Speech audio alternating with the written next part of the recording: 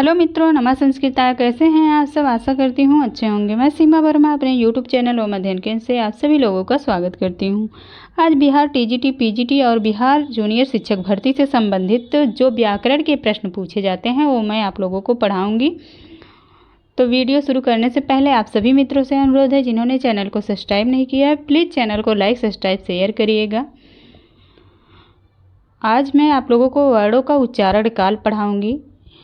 मैं आप लोगों को इसमें जो है मेन पॉइंट जो परीक्षा में पूछे जाने योग्य हैं उसको मेन पॉइंट जो है वही पढ़ाऊँगी।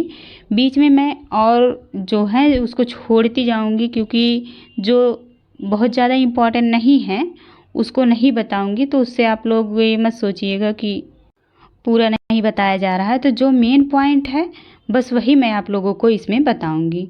तो चलिए फ्रेंड्स, शुरू करते हैं आज की क्लास।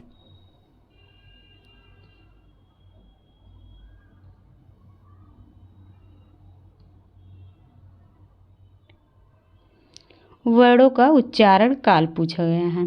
एक मात्रिक, जब पूछा जाए एक मात्रिक स्वर है तो एक मात्रिक आ, ई, उ, री, ये जो है ह्रस्व स्वर को एक मात्रिक स्वर कहा जाता है।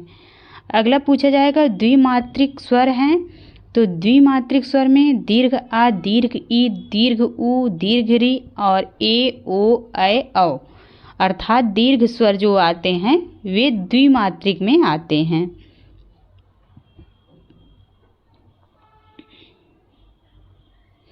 और त्रिमात्रिक पूछा जाएगा, तो त्रिमात्रिक में प्लुत स्वर आते हैं।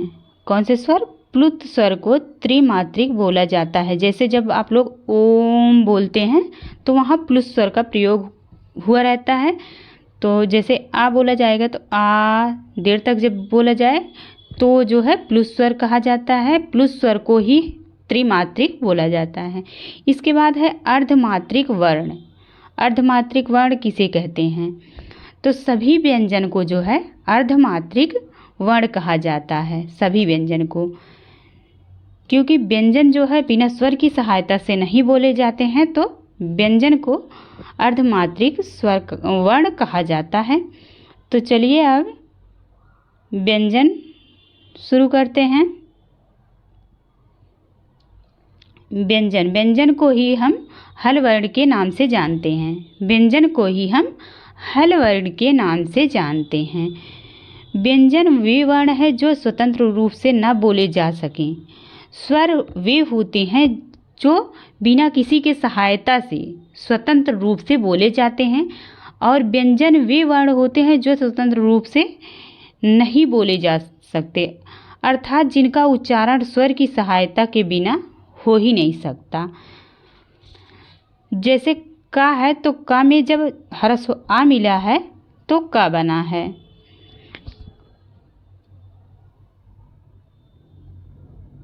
आगे जहाँ इम्पोर्टेंट होगा मैं आप लोगों को बताऊंगी।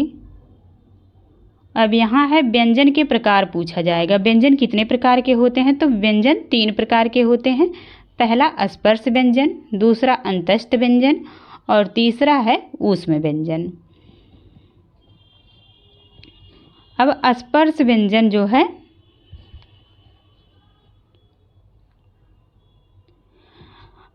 चौथा होता है संयुक्त व्यंजन, जो महेश्वर सूत्रों में परिगणित ही नहीं है। तो आप लोगों से पूछा जाए व्यंजन कितने प्रकार के होते हैं, तो व्यंजन 3 प्रकार के होते हैं। 3 ही आप लोग सही करिएगा। जिनको जो है महेश्वर सूत्रों में गिना गया है उन्हीं को जो है माना जाता है। तो पहला है स्पर्श व्यंजन। जिन वर्णों के उच्चारण में मुख विभिन्न अवयवों कंठ, ताल, मूर्धा आदि का स्पर्श होता है उन्हें स्पर्श व्यंजन कहते हैं। इनकी संख्या 25 है। मेन पॉइंट यही है, स्पर्श व्यंजन कितने हैं? तो स्पर्श व्यंजन 25 हैं।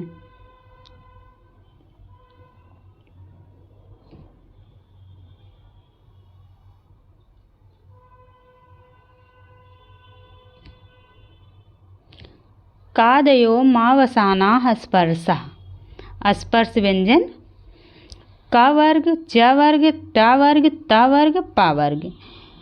का वर्ग में 5 हैं, च वर्ग में भी 5 और टा वर्ग में 5, ता वर्ग में 5, पा वर्ग में 5, अर्थात जो है 25 वर्ण होते हैं। 25 वर्ण। स्पर्श पूछा जाएगा, स्पर्श व्यंजन में कितने वर्ण होते हैं, तो 25 वर्ण होते हैं।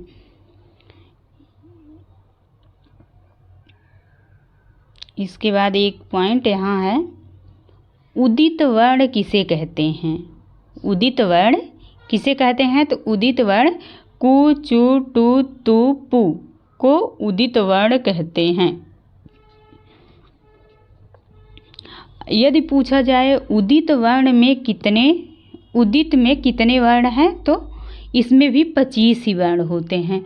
कु का अर्थ है का वर्ग, चु का अर्थ है च वर्ग, टू का अर्थ है टा वर्ग, तु का अर्थ है ता वर्ग और पु का अर्थ है पा वर्ग। तो उदित वर्ण पूछा जाए तो कु, चु, टू, तु, पु ये 5 होते हैं। अगर पूरा पूछा जा रहा है तो आप लोग 25 मारिएगा, और उदित वर्ण में पूछा जा रहा है कितने वर्ण, तो कितने होते हैं, तो 5 होते हैं।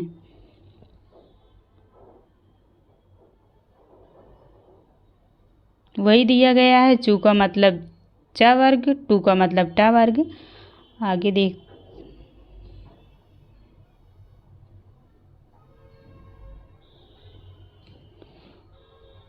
अब यहाँ देखिए व्यंजन कितने होते हैं, तो 33 वर्ण होते हैं व्यंजन में। स्पर्श वर्ण वही 25। इसके बाद अंतस्थ वर्ण दिया है, ये 4 होते हैं अंतस्थ, या व रला। और ऊष्म वर्ण जो सल प्रत्याहार के अंतर्गत आते हैं, और अंतस्थ वर्ण यण प्रत्याहार के अंतर्गत आते हैं, जो 4 होते हैं। ऊष्म वर्ण ये भी 4 होते हैं, सल प्रत्याहार के अंतर्गत आते हैं। और संयुक्त व्यंजन, संयुक्त व्यंजन 3 होते हैं। संस्कृत में 3 होते हैं, हिंदी में 4 होते हैं। तो आप लोग 4 मत ऑप्शन सही करिएगा, 3 ही सही करिएगा, क्योंकि संस्कृत में 3 ही होते हैं।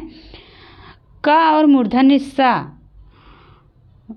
का प्लस मूर्धन्य सा प्लस आ मिलकर 6 बना है, और ता प्लस रा मिलकर त्रा बना है। यही यदि जो है ता, जैसे रा में जो है यदि स्वर मिला रहेगा, आ जो है मिला रहेगा, तो यहाँ हलंत नहीं रहेगा। ता और रा मिलके त्रा बनता है, जा और या मिलके ज्ञा बनता है। तो जो है छत रंग ज्ञा, ये 3 संयुक्त व्यंजन माने जाते हैं। अब यहाँ तो वही है, अंतस्थ व्यंजन 4, उसमें लिख देते हैं अंतस्थ व्यंजन 4, उसमें भी 4। मिश्रित या संयुक्त व्यंजन माना जाएगा तो 3। अब आगे है अयोग वाह, ये इम्पॉर्टेंट है। अयोग वाह वर्ण, अयोग वाह में 4 वर्ण आते हैं, अनुस्वार, विसर्ग, जिह्वामूली और उपधमानी। पूछा जाएगा अयोग वाह वर्ण कितने होते हैं, तो अयोग वाह वर्ण 4 होते हैं।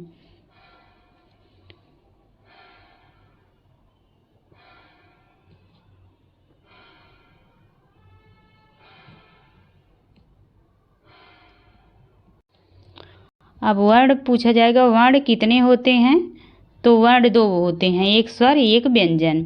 और स्वर कितने होते हैं पूछा जाएगा, तो स्वर 3 होते हैं, वर्ण 2 होते हैं। स्वर 3 होते हैं, एक ह्रस्व स्वर, दीर्घ स्वर, प्लुत स्वर।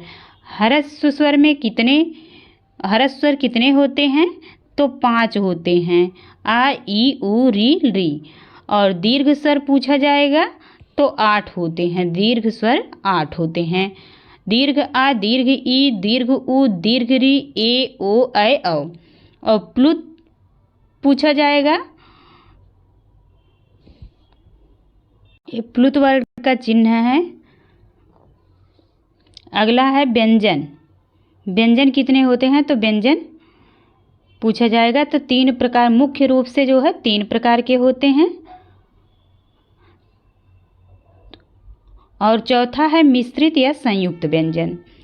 तो स्पर्श व्यंजन 25 होते हैं, 25 वर्ण, और अंतस्थ में जो है 4 वर्ण आते हैं। यह यण प्रत्याहार के अंतर्गत आता है।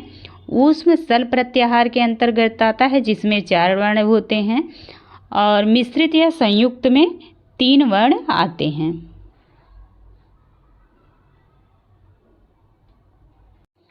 अब है माहेश्वर सूत्र। महर्षि पाणिनि ने संस्कृत का व्याकरण बनाने की इच्छा से घोर तप करके भगवान महेश्वर को प्रसन्न किया। प्रसन्न होकर शिव ने नृत्य के साथ जो डमरू वादन किया, उसी से महर्षि पाणिनि को ये 14 सूत्र सुनाई पड़े। पूछा जाएगा माहेश्वर सूत्र कितने हैं? तो 14। भगवान महेश्वर के डमरू से उत्पन्न होने के कारण इन्हें माहेश्वर सूत्र के नाम से जाना जाता है। तो भगवान महेश्वर से डमरू से जो ध्वनि उत्पन्न हुई, नृत्यावसाने नटराज राजो ननाद ढक्काम नव पंचवारम उद्धर्तु कामः सनकादिसिद्धान् एतद्विमर्शे शिवसूत्रजालम्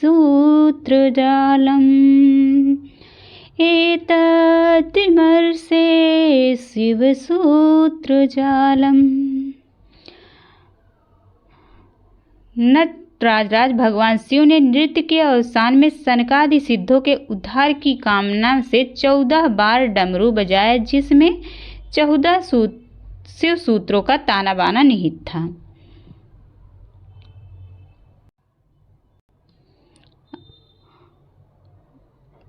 माहेश्वर सूत्र को चतुर्दश सूत्र के नाम से जाना जाता है, या प्रत्याहार के नाम से भी जाना जाता है, और शिव सूत्र के नाम से, और महेश्वर सूत्र के नाम से।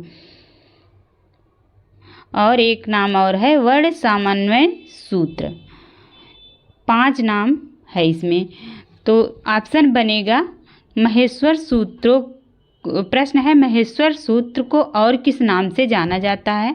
तो जैसे 3 ऑप्शन सही कर देगा, चौथा कुछ और आएगा ऑप्शन में। तो आप लोग इसको याद रखिएगा। चतुर्दश सूत्र, प्रत्याहार सूत्र, शिव सूत्र, महेश्वर सूत्र और वर्ण समन्वय सूत्र।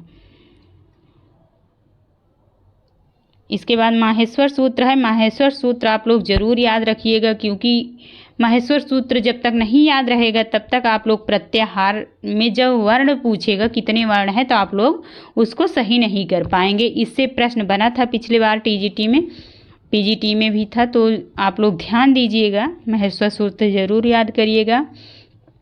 महेश्वर सूत्र है पहला अ ई ऊड़, दूसरा है री ऋक, तीसरा ए ओंग, चौथा है ऐ औ च, पांचवा है य व र ट, छठा है ल ड़, सतवां है य म ङ ड़ न म, आठवां है झ भ य, नौवां है घ ढ ध स, 10वां है ज ब ग ड दस, 11वां है ख फ छ ठ त च ट त व, 12वां है क प य, 13 है स सर, 14 है हल। तो आप लोग इसको जरूर याद करिएगा।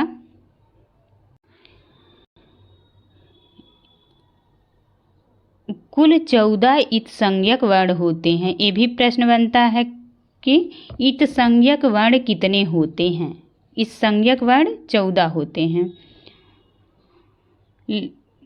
लड़ सूत्र का आकार भी इत संज्ञक होने से इस संज्ञक वर्ण 15 भी कहे जाते हैं।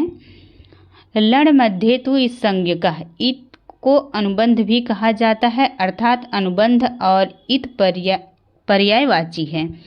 तो यदि यहाँ जो लड़ सूत्र के मध्य में आ है, ह्रस्व आ है, उसको भी इत संज्ञक वर्ण माना गया है। यदि लण मध्य तु इस संज्ञक कह करके पूछता है, जैसे 15 ऑप्शन में 15 दिया है, तो आप लोग इसमें यदि आ को जो है इस संज्ञक माना गया है तो इसको आप लोग 15 भी ऑप्शन रहेगा तो 15 भी सही होगा। यहाँ देखिए, माहेश्वर सूत्रों में हकार की 2 बार गणना हुई है, तो पूछा जाएगा किस वर्ण की 2 बार गणना हुई है, ये प्रश्न आया था। तो ह वर्ण की, ह वर्ण 2 बार गिना गया है। देखिए,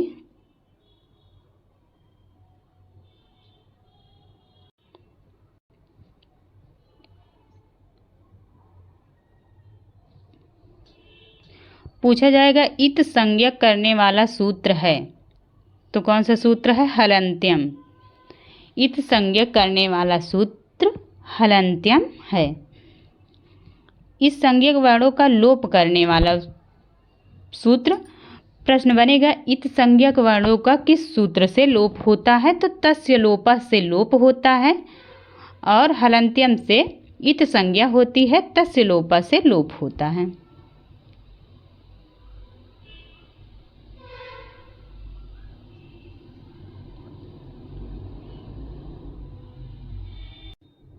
प्रत्याहार की संख्या पूछा जाएगा, तो कुल प्रत्याहार 42 होते हैं।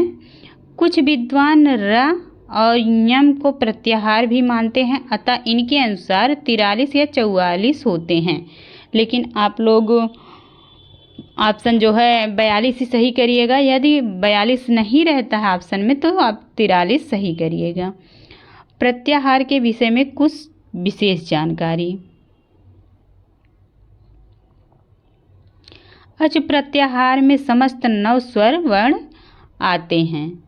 अच प्रत्याहार में 9 स्वर वर्ण आते हैं, और हल प्रत्याहार में 33 व्यंजन वर्ण आते हैं।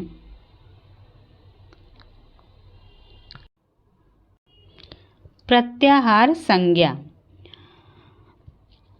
प्रत्याहार की व्याकरणात्मक टिप्पणी है, प्रति उपसर्ग पूर्वक आंग धातु, प्रति और आंग उपसर्ग पूर्वक ह्री धातु और घय प्रत्यय से मिलकर बना है प्रत्याहार। प्रति और आंग उपसर्ग पूर्वक ह्री धातु घय प्रत्यय से मिलकर बना है प्रत्याहार। प्रत्याहार शब्द का अर्थ है संक्षेपीकरण। प्रत्याहार संज्ञा विधायक सूत्र है। ये भी प्रश्न में पूछ सकता है कि प्रत्याहार संज्ञा विधायक सूत्र है, तो आदिर अंत्यन संहिता, आदिर अंत्यन संहिता। अब संस्कृत के 42 प्रत्याहार हैं, जैसे अड़, अक, अच, अट, अण। इसमें पूछा जाएगा कि कितने वर्ण आते हैं। जैसे 2-4 मैं आप लोगों को बता दूंगी, इसके बाद आप लोग स्वयं पढ़िएगा। अड़ प्रत्याहार में कितने वर्ण आते हैं? तो पूछा जाएगा तो 3 वर्ण आते हैं, आ, ई, उ। ड़ा को गिना नहीं जाएगा, ड़ा इत संज्ञक वर्ण है। इसके बाद अक में अक प्रत्याहार में कितने वर्ण आते हैं? तो आ, ई, उ, री, री, 5 वर्ण। अच प्रत्याहार में पूछा जाएगा कितने वर्ण आते हैं? तो 9 वर्ण आते हैं। संपूर्ण स्वर अच प्रत्याहार के अंतर्गत आता है। इसी प्रकार अट प्रत्याहार में, अड़ प्रत्याहार में अम, अस,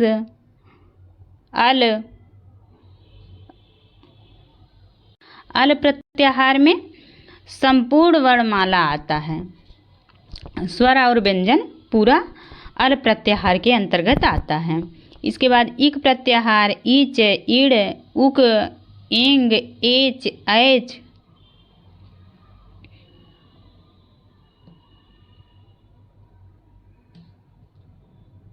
हस, हल। हल प्रत्याहार में जो है संपूर्ण व्यंजन आता है। हल प्रत्याहार के अंतर्गत संपूर्ण व्यंजन आते हैं। इसके बाद पूरा प्रत्याहार है। लास्ट में र प्रत्याहार दिया गया है। र प्रत्याहार के अंतर्गत पूछा जाएगा कितने वर्ण आते हैं? तो 2 वर्ण आते हैं, र और ला। और यम, यम प्रत्याहार के अंतर्गत पूछा जाएगा तो 5 वर्ण आते हैं। यम प्रत्याहार के अंतर्गत 5 वर्ण आते हैं। ये दोनों देख लीजिएगा, कभी कभी पूछा जाता है र प्रत्याहार के अंतर्गत कितने वर्ण आते हैं, तो रल, र और ला। अब वर्णों का उच्चारण स्थान, ये वेरी इंपॉर्टेंट है। वर्णों का उच्चारण स्थान बहुत ज़्यादा पूछा जाता है परीक्षा में, 1-2 प्रश्न जरूर आते हैं इससे।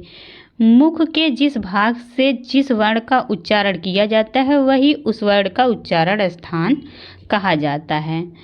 पहला है अकुह विसर्जनीया नाम कंठः, कंठ से उच्चरित होने वाले वर्ण, तो कंठ से उच्चरित वर्ण हैं ह्रस्व और दीर्घ आ। और क वर्ग, क वर्ग में क ख ग घ ङ और ह और विसर्ग, ये कंठ से उत्पन्न होने वाले वर्ण हैं। क वर्ग, ह, विसर्ग और ह्रस्व आ और दीर्घ आ। इसके बाद है ईचु यसा नाम तालु, ईचु यसा नाम तालु, तो च वर्ग आएगा, तालु से उत्पन्न होने वाले वर्ण च वर्ग, और ह्रस्व ई, दीर्घ ई और तालव्य सा या, इतने जो है तालु से उत्पन्न होते हैं। च वर्ग, या और तालव्य सा, ई, ह्रस्व ई, दीर्घ ई, तालु से उत्पन्न होते हैं। अगला तीसरा है ऋतु रसाणाम मूर्धा, इसमें ट वर्ग मूर्धा से उत्पन्न वाले हैं, ट वर्ग, र और मूर्धन्य सा, ह्रस्व री, दीर्घ री, तालु मूर्धा से उत्पन्न होने वाली ध्वनियाँ हैं। इसके बाद चौथा है ऋतु लसा नाम दंताः, तो दंत से उत्पन्न होने वाले ता वर्ग हैं, ला है, दंती सा है और री है, ये दंत से उत्पन्न होने वाले वर्ण हैं। पांचवा है उपपद्मनीया नाम ओष्ठौ, ओष्ठ से उत्पन्न होने वाले वर्ण प वर्ग है, उपधमानीय पफा और ह्रस्व उ, दीर्घ उ, ये जो है ओष्ठ से उत्पन्न होने वाले वर्ण हैं। छठा है यमंगणना नाम नासिका च, ये नासिका से उत्पन्न होने वाले वर्ण है ञ, म, ङ, ड़, न, ये नासिका से उत्पन्न होने वाले वर्ण हैं। सातवां है ए दयतोह कंठ तालु, ए और ऐ, ए और ऐ जो है कंठ और तालु से उत्पन्न होने वाले वर्ण हैं। पूछा जाएगा कंठ तालु से उत्पन्न होने वाले वर्ण कौन से हैं, तो ए ऐ कंठ तालु से उत्पन्न होता है। ओ दवतोह कंठ ओष्ठम, आठवां है ओ दवतोह कंठ ओष्ठम, कंठ और ओष्ठ से उत्पन्न होने वाले वर्ण, ओ और औ जो है ये कंठ से उत्पन्न होने वाले वर्ण हैं। नौवां है वकारस्य दंत ओष्ठम, दंत और ओष्ठ से उत्पन्न होने वाले वर्ण वो केवल वा है, वा जो है दंत और ओष्ठ से उत्पन्न होने वाला वर्ण है। 10वां है जिह्वा मूलीयस्य जिह्वा मूलम, जिह्वा मूल से उत्पन्न होने वाले वर्ण, तो जिह्वा मूली वर्ण क और ख, ये जो है जिह्वा मूल से उत्पन्न होते हैं। यदि ये चिन्ह लगा रहेगा, वैसे नॉर्मल का खा देता है तो वो कंठ से उत्पन्न होने वाला है, लेकिन ये चिन्ह अगर लगा है जिह्वा मूलीय का तो जो है जिह्वा मूलम होगा। 11वां है नासिका अनुस्वारस्य, नासिका से उत्पन्न होने वाले वर्ण केवल अनुस्वार है। उच्चारण स्थान और प्रयत्न को अष्टाध्यायी सूत्रों में नहीं बताया गया, अपितु पाणिनीय शिक्षा आदि ग्रंथों में उच्चारण स्थान 8 प्रकार के माने गए हैं। यहाँ 11 प्रकार का दिया है, लेकिन जो है यदि पूछा जाएगा उच्चारण स्थान कितने होते हैं, तो आप लोग 8 सही करिएगा। उच्चारण स्थान 8 को ही माना गया है।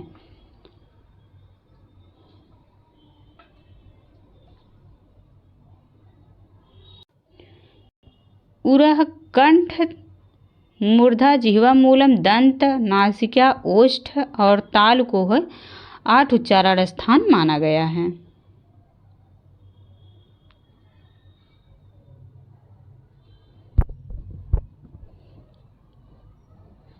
वही दिया गया है यहाँ। उच्चारण स्थान की तालिका दी हुई है। कंठ से उत्पन्न होने वाले वर्ण हैं और तालु से उत्पन्न होने वाले, मूर्धा से उत्पन्न होने वाले वर्ण हैं, दंत से उत्पन्न होने वाले, ओष्ठ से उत्पन्न होने वाले वर्ण और नासिका से उत्पन्न होने वाले वर्ण है। वही जो पिछले में बताया गया आप लोगों को। कंठ तालु से ए ऐ है, कंठ ओष्ठ ओ औ है, दंत ओष्ठ से केवल ओ वा है, कंठ नासिका से ङा, तालु नासिका से ञा और मूर्धा नासिका से ड़ा, दंत नासिका से ना, ओष्ठ और नासिका मिलकर मा, जिह्वा मूली है का और खा।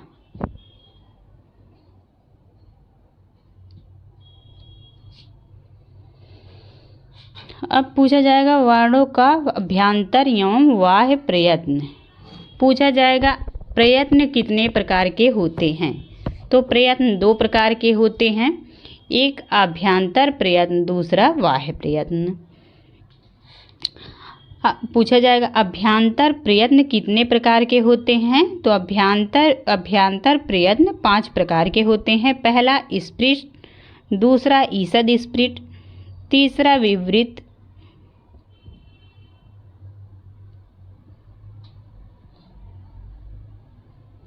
चौथा ईषद विवृत और 5वां है संवृत।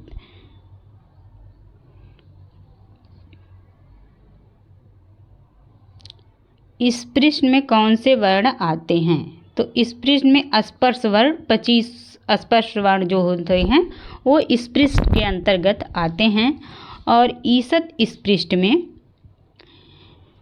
यड़ प्रत्याहार के अंतर्गत आने वाले वर्ण आते हैं य व र ला।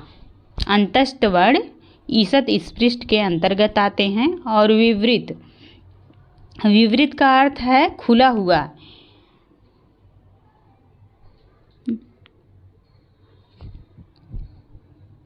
विवृत, विवृतम स्वराणाम, विवृत में संपूर्ण स्वर आते हैं। संपूर्ण स्वर 9 स्वर विवृत में आते हैं। देखिए सभी स्वर जो है विवृत के अंतर्गत आते हैं। ईषद विवृत, चौथा है ईषद विवृत। ये जो है सल प्रत्याहार के अंतर्गत आते हैं। ऊष्म वर्ण, ऊष्म वर्ण में जो 4 वर्ण आते हैं, तीनों सा और हा, वही ईषद विवृत में आते हैं। 5वां है संवृत। संवृत का अर्थ है ढका हुआ या बंद। इसमें केवल ह्रस्व आ आता है। संवृत के अंतर्गत केवल ह्रस्व आ आएगा। इसके बाद तालिका देख लेते हैं। अभ्यांतर प्रयत्न की तालिका। स्पृष्ट के अंतर्गत आता है 25 वर्ण और ईषद स्पृष्ट के अंतर्गत आता है अंतस्थ वर्ण जो 4 हैं, यड़ प्रत्याहार के अंतर्गत आते हैं। और ईषद विवृत के अंतर्गत आते हैं 4 वर्ण जो ऊष्म वर्ण अर्थात सल के अंतर्गत तीनों सा और हा आते हैं 4 वर्ण। और विवृत के अंतर्गत संपूर्ण स्वर आते हैं। संवृत के अंतर्गत केवल ह्रस्व आ आता है।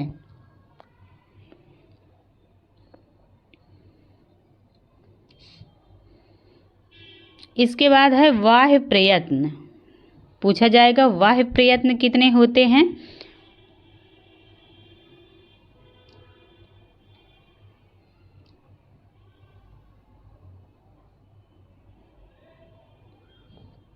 मुख से जब वर्ण बाहर निकलने लगते हैं उस समय उच्चारण की जो चेष्टा होती है उसे बाह्य प्रयत्न कहते हैं। बाह्य प्रयत्न 11 प्रकार के होते हैं। अभ्यांतर प्रयत्न 5 प्रकार के और बाह्य प्रयत्न जो है 11 प्रकार के होते हैं।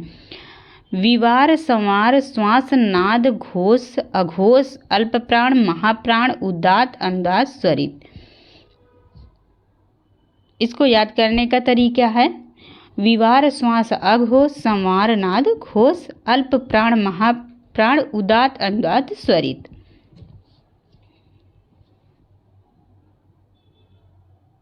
अब देखिए 3-3 करके आप लोग याद करेंगे तो याद हो जाएगा। विवार, श्वास, अघोष। विवार, श्वास, अघोष खर प्रत्याहार के अंतर्गत आता है। खर प्रत्याहार में जितने वर्ण आते हैं वो विवार, श्वास, अघोष के अंतर्गत आते हैं। खर प्रत्याहार में वर्ण है ख, फ, छ, ठ, त, च, ट, त, क, प, य, स। इसके बाद है 3 फिर संवार, नाद, घोष। संवार, नाद, घोष के हस प्रत्याहार के अंतर्गत आता है। हस प्रत्याहार के अंतर्गत आने वाले वर्ण है ह, य, व, र, ल, य, म, ङ, ड़, न, झ, भ, य, घ, ढ, ध, ज, ब, ग, ड, द। इतने जो है हस प्रत्याहार के अंतर्गत आने वाले वर्ण हैं जो संवार, नाद, घोष तीनों में आते हैं।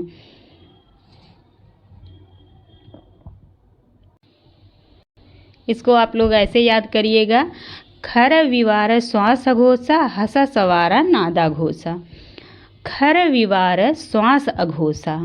खर, विवार, श्वास, अघोषा, हस, सवारा, नादा, घोषा।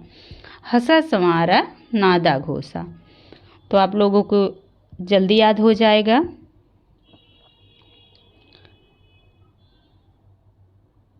इसके बाद वही है हस प्रत्याहार के अंतर्गत आने वाले वर्ण हैं। फिर अल्प प्राण है। अब अल्प प्राण, अल्प प्राण का अर्थ है थोड़ा, प्राण का अर्थ होता है वायु। जिस वर्ण में बोलने के लिए भीतर से कम वायु फेंकना पड़े उसे अल्प प्राण कहा जाता है। वर्गों के प्रथम, तृतीय और पंचम वर्ण और यण प्रत्याहार के अंतर्गत आने वाले वर्ण जो है अल्प प्राण कहे जाते हैं। अल्प प्राण के अंतर्गत आने वाले वर्ण हैं ये क वर्ग, च वर्ग, ट वर्ग। का, ता वर्ग, पा वर्ग। इसका जो है पहला वर्ण और ये है दूसरा वर्ण, तीसरा वर्ण, तीसरा वर्ण और पांचवा वर्ण। ये है पांचवा वर्ण। अल्प प्राण में 1, 3, 5, 35, 135 जो है आता है अल्प प्राण में। और यण प्रत्याहार आते हैं, यण प्रत्याहार अल्प प्राण में। इसके बाद महाप्राण, इसके बाद महाप्राण है। महाप्राण के अंतर्गत आने वाले वर्ण हैं ये महाप्राण क वर्ग, च वर्ग, ट वर्ग, ता वर्ग, पा वर्ग का दूसरा और चौथा वर्ण अर्थात 24। महाप्राण में 24 रहेगा, दूसरा और चौथा वर्ण रहेगा और सल प्रत्याहार रहेगा, तीनों सा और हा। इसके बाद है उदात्त, अनुदात्त, स्वरित। अब ये तालिका देख लीजिएगा आप लोग। बाह्य प्रयत्न बोधक तालिका हैं। विवार, श्वास, अघोष के अंतर्गत आने वाले वर्ण है खर प्रत्याहार के और संवार, नाद, घोष है हस प्रत्याहार के अंतर्गत जो वर्ण आएंगे। अल्प प्राण के अंतर्गत आने वाले वर्ण हैं, महाप्राण के अंतर्गत आने वाले वर्ण हैं और उदात्त, अनुदात्त, स्वरित में सभी स्वर आते हैं, सभी स्वर। Thank you all of you. आप लोगों को वीडियो अच्छी लगी हो तो प्लीज़ चैनल को लाइक, सब्सक्राइब, शेयर करिएगा। धन्यवाद।